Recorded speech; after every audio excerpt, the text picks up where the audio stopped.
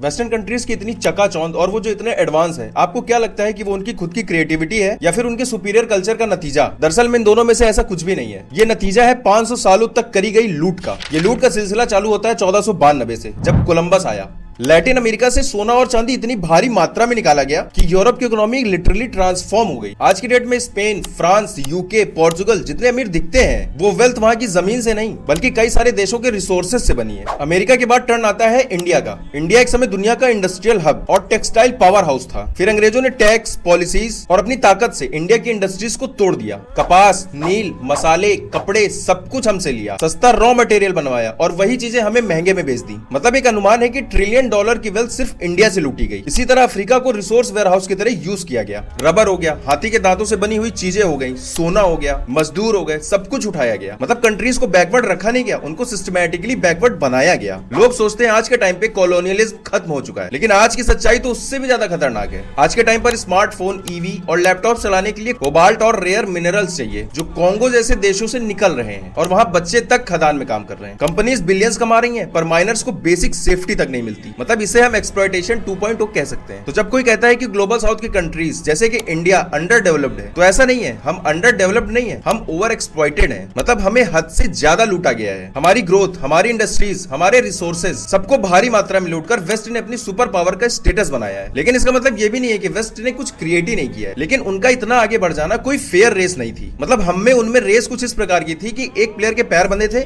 और दूसरा स्केटबोर्ड पर था। आज हम अपनी स्टोरी फिर से लिख रहे हैं और इस बार सारा क्रेडिट हम खुद लेंगे, क्योंकि भारत के पास टैलेंट की कमी नहीं है, बस हमारे साथ नाइंसाफी हुई है।